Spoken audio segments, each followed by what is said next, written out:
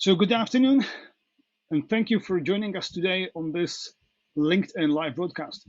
My name is Michal Pěchouček. I'm a CTO for Avast. In this interview series, we explore the ingenious and groundbreaking science behind some of the organizations that we in Avast are partnering with, and particularly those that are working on discovering the key to stopping COVID-19 and other global health challenges. I'm joined today by Dr. Greg Bowman, head of the Folding at Home project. Some of you may have heard about Folding at Home early in the pandemic or even before. So Folding at Home is a distributed computing project for simulating a protein dynamics, including the process of protein folding and the dynamics movement of proteins implicated in a variety of diseases. At the start of the pandemic, huge positive publicity helped the program to grow from approximately 30,000 participants to close to 500,000, and making it the first access-scale supercomputer, about 5 times the performance of the world's largest supercomputers.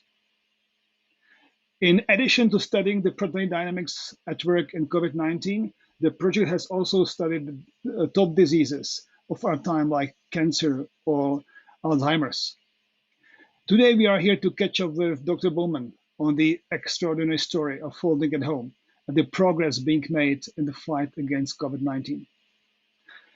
Greg Bowman is a biophysicist and a researcher who worked on the team that founded Folding at Home some 20 years ago. So Dr. Bowman, thank you very much for joining us today. Thank you. It's a pleasure. Thank you. So perhaps you could take a few minutes and tell us a bit about the origin of Folding at Home and how the program works. Certainly. So Folding at Home started about 20 years ago now, and the idea was to amass the computational power needed to go after some really hard problems. So specifically a problem called the protein folding problem. And the idea here is that proteins are these little molecular machines that perform most of the active processes that we associate with life, whether it's muscle contraction or detecting light in the eye, you name it, basically proteins are involved. And one of the really cool things about these little machines is that they're able to build themselves through a process called folding. And the inspiration for Folding at Home was to be able to watch this process in silico, because there's no way to experimentally watch this process occur with the sort of atomic resolution that one would like to really understand it and be able to control it.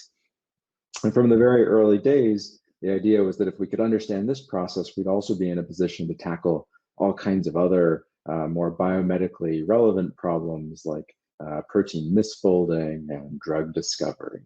And the reason that Folding at Home is necessary is that performing these simulations of protein folding could easily take hundreds of years for the very simplest of proteins and many millions of years for larger, more complicated systems. And so this is completely intractable on a single machine. So the idea was to ask anyone with a computer and an internet connection to volunteer to help run chunks of these simulations and in aggregate be able to address these otherwise intractable computations. Awesome. As we all know, the response you received from the community at the start of the pandemic was overwhelming. So can you take us through some of the challenges you faced in managing the influx of volunteers? It was certainly an interesting time. So as you said, at the beginning of 2020, we were holding pretty steady at about 30,000 devices around the world participating in Folding at Home. And this was already really great. We were routinely running calculations that would have cost us many millions of dollars on the cloud. And so this was really enabling to scientific research where that sort of budget isn't available. And we were working on a wide variety of problems ranging from Alzheimer's disease to cancer and Ebola, hunting for new opportunities for drug discovery and engaging directly in some drug discovery efforts. And so when it became clear that COVID-19 was going to become a pandemic that impacted everyone, we decided that it would be great to bring all these tools that we were working on to bear on the proteins that are responsible for the virus's ability to infect a host and evade an immune response and replicate itself, and identify ways to stop it from doing this. And so at the end of February, we announced our first projects on the proteins of the SARS-CoV-2 virus that's responsible for COVID-19 disease. And I think within about 2 or 3 weeks, we had 400,000 new downloads of our software. And within the first 3 months, we were at millions of participants, active participants in Folding at Home. And so this was really astounding growth and presented huge opportunities, but also huge challenges because we had plenty of server capacity by design to handle like 5 or 10-fold growth. But as we started approaching 30-fold growth, our server-side infrastructure started to grind to a halt under the load, and we were getting lots of people, raising concerns that their machines were sitting idle. So it was an interesting scramble to learn the new science and try to figure out how to get more servers running as quickly as possible, given that it could easily take 1.5 years on a typical research time scale to acquire those resources. So we're extremely grateful to companies like Avast for volunteering to help us bring extra resources on board more immediately, so that we could really take advantage of all the compute power that was made available to us for this very urgent and time-sensitive set of problems. Our pleasure, and we were like really excited to be there to help you at the time where you guys needed the help. So can you tell us how is the decentralized computing in this scale different than running your experiments on a supercomputer of the same scale, besides somebody else paying for your electricity? Yeah, that's right. So we do have a bunch of practical advantages. We don't need to lease the space or run the air conditioning or manage all the cables. So that's really great. Some of the challenges that we face are that our compute resources are extremely heterogeneous, and any node we have to be prepared to deal with. Any participant in our project could turn off their machine, or their hard drive could die. So at any moment, a node is far more likely to go down than in a traditional supercomputing setting. And so all of our algorithms are really designed to deal with this in a seamless way. And so the basic idea is that what we want to do is ultimately build a map of the space of structures that a protein can adopt. And so one way of doing this would be to get one big computer as quickly as possible exploring this space. But our approach is if you were trying to build a modern maps app, by collecting GPS coordinates from a bunch of cars exploring different parts of the globe, right? So each of our volunteers is effectively an explorer exploring some region of this giant space, and as long as that overlaps with the regions that other explorers are visiting, we can piece this all together into a map that's far beyond what any individual could ever explore in a reasonable amount of time. And one of the great things about this is that if we have some redundancy in there, if one of our explorers bails on us, or is disconnected from the internet for a long time due to an outage or whatever, as long as we have other explorers that cover that space, it slows us down a little bit, but ultimately we still make progress and solve the problem. It's actually exciting, and also because you are giving the opportunity to people to become explorers. That's right. I remember that in the end of the last century, there was a similar project, City at Home, right, where people were exploring the space. Can you compare these two projects in terms of the size and scale? Yeah, so we very dramatically outgrew SETI at Home. I mean, it was a great project in terms of citizen science and engaging people, and it's an interesting set of science problems. I think Folding at Home has SETI at Home closed down just before the pandemic, actually. Mhm. And we've still been going strong, in part because the work on folding at home has led to the publication of hundreds of peer-reviewed scientific papers on a wide range of topics, helping to advance our understanding of protein folding and protein misfolding and neurodegenerative diseases, and how proteins in cancer work and how they malfunction, and how viruses work and how we can go after them in novel ways with therapeutics. And so it's had a really broad impact in a large variety of ways. In addition to getting people excited about science and giving them a way to participate, and providing a cue to dig in and learn more. So it's been Yeah, a really highly productive project. interesting. Us, the scientists and researchers in Avast, we are like very passionate about AI, and we study how the modern featureless deep learning based AI Mm, methods used in cybersecurity. And while doing that, we also watch what our colleagues in the similar fields are doing. So we are mhm, now watching what the DeepMind people are doing with the AlphaFold project. yeah. They are trying to use AI for a similar problem. Can you Mhm. kind of relate to this effort and to the success of DeepMind? Yeah, happy to. So, I mean, what they're doing is really amazing. They've really made a big leap forward in, one of two major parts of the protein folding problem, which is predicting what the protein typically looks like once folded, right? So traditionally, one gets this information from experimental techniques like X-ray crystallography or NMR, or more recently cryo-EM, and it's hugely valuable information. And for us in particular, provides the starting points for our simulation so that we don't have to necessarily make those predictions ourselves, which is very difficult still from a purely physics-based approach. So what DeepMind has done is really impressive in how far it's leapt ahead of other approaches, and stands to provide a lot of value for predicting what proteins where we haven't solved the structures yet look like, and giving us a starting point for designing experiments and simulations to dig deeper.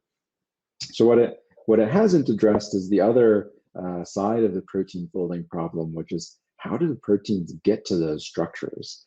And that's always been the initial focus of the folding project, and something that we're still interested in. And this is really fascinating because it's great to know what an assembled car looks like, right? But if you want to improve that car or build a different vehicle, you'd also like to know, well, how do you build one of these machines and change its features, and how does it work once it's built? And so these, and if you want to slow it down or speed it up once built, what do you do? And so these sorts of questions are really the focus of folding at home, and are complementary to what DeepMind has been focusing on. But I think there will be lots of cool synergies and ways to borrow their methods in other areas too. Yeah, it's actually exciting to hear that these efforts are synergetic.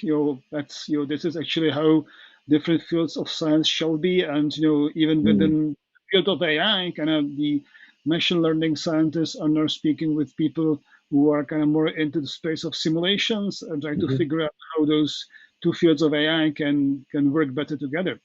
That's So right. I just wanted to kind of navigate back to COVID. So when Mhm, you apply to the problem of COVID-19, mhm. what have we learned from studying its proteins? Right. So we've been making a lot of progress. I think this is one of the silver linings of the pandemic, because it's really, showed off how far science has come, and how quickly the scientific community can make progress on really important problems if we, put our minds to it. So of course, the vaccines, being injected into patients around the world within a year of the beginning of the pandemic is one great example. On the folding at home side, we've been learning a lot about how this virus works and how we could go about stopping it. So just as an example, and I should say we've simulated most of the proteins from the virus at this point, and made contributions with understanding many of them. But one of our favorites has been the spike complex that is protruding of the surface of the virus in these images that you see.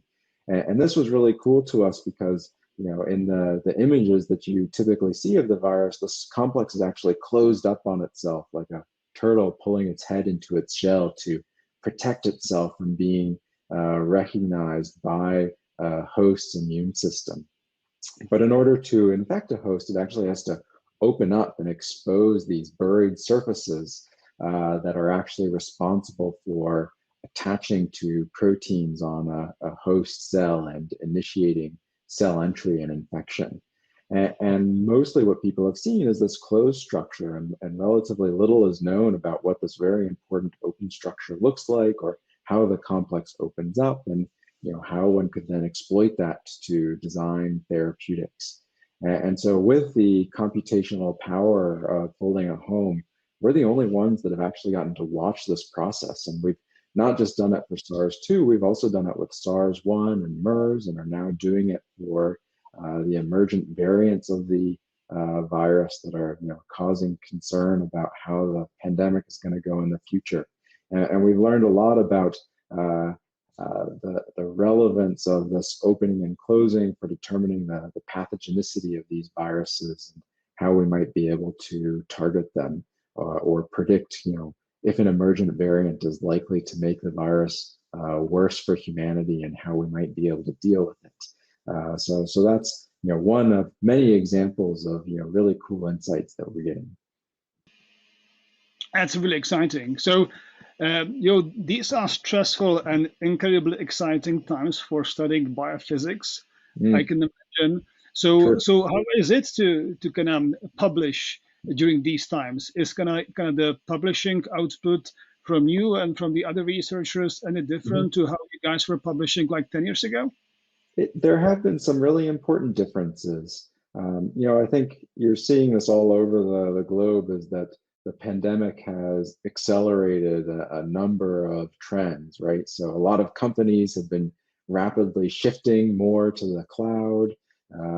Video conferencing has really taken off, and all of these things were gaining popularity before, but this really got accelerated.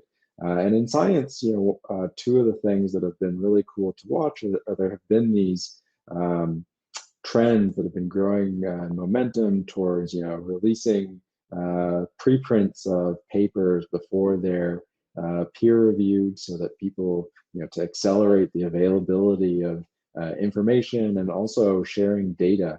And so both of these trends have been accelerated, and that's made a big difference in the pace of science. And so it's been really great. In some ways it's been much easier getting manuscripts out there in the form of preprints, and building off of other people's work. And then of course sometimes the publication in peer-reviewed journals has been variable in terms of people pushing to try to get things out because of the urgency, but also everyone is coping with being stuck at home, and extra parenting and all the other complications. So some things have gone slower there, and so the preprints have been a blessing for making sure that we go as quickly as possible.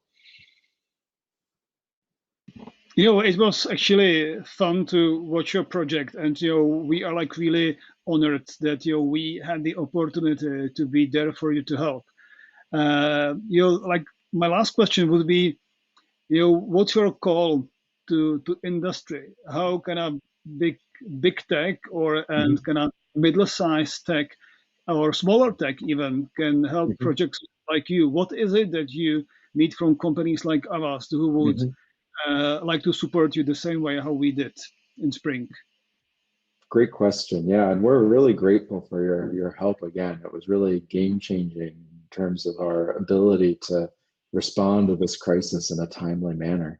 And I think this is another demonstration of the important role that companies like Avast and others have to play, because Folding at Home, we're doing a lot of really innovative science, and we can get funding for that science, but it's harder to support infrastructure that having been around for 20 years, it's harder to claim that improving the networking speed is a really groundbreaking a scientific advance. And so, it's really great to find these non-traditional ways of tapping into industry resources, by, getting access to hardware or financial support or, access to experts to give us advice so that we can keep up on the technology side and, do the less sciencey stuff that's really necessary to advance the science and make sure the infrastructure for continuing our scientific advances is there. And you guys have so many cool machine learning tools too, where we're getting into more and more of that to make sense of our data. And so, there's just a lot to learn from you guys, and hopefully the other way around too. Yeah, thank you. Definitely, we will be talking. And I would like to thank you for you being able to carve out 20 minutes out of your busy schedule to be here with me and to help the viewers and listeners to understand what folding at home is and what its value for the progress of science it is. Thank you very much. My pleasure. Thank you.